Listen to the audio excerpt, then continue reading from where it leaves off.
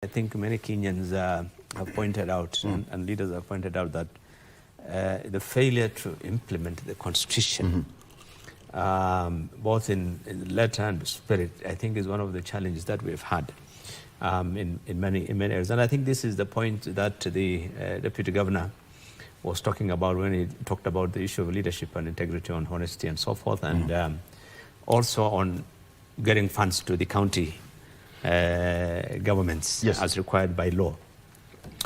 Let me say this. You see, I spent a lot of time in Bomas on. I was the chairman of the technical working committee on the leadership and integrity chapter and the one on public finance. And we spent a lot of time on those two chapters.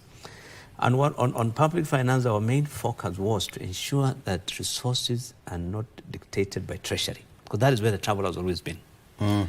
That we have CRA, the Commission on Revenue Allocation, and the Senate, you know, determining how resources should be allocated between these two levels of government. This was really a key thing that we spent a lot of time on.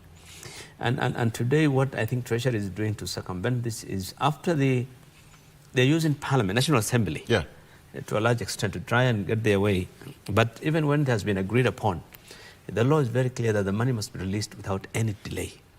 And this is the question that the Deputy Governor said. And so sometimes Treasury feels that, you know, they are the ones who should decide when the money should be released. And in part, I actually blame the county governors also, because in the first two terms, those governors were a bit more active, the Council of Governors, if you will. I think this one, they're getting less and less active. And if you look at the Council of Governors today, you can't compare with the Council of Governors of the first term, who are really pushing for their rights and who are pushing government, because you have to push. But if you are in, you know, if you working with the government, you know, today you are with the executive, and tomorrow when you leave there, you're calling a small press conference, someone saying our money has not been released.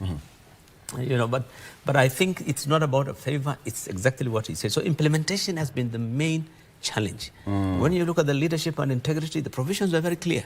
Who should be appointed into a state office? What should those institutions be doing in terms of dealing with, you know, the kind of people who should be appointed, and the honesty, the leadership, integrity. But implementation is where the challenge has always been. And I think what Kenyans need to do is not about asking for amendments to the Constitution, but is try and get the Constitution implemented. Look at the cost of the government, which some people in government always blame the Constitution and say the reason why we're struggling, there's no money, is because of the Constitution. It's not true.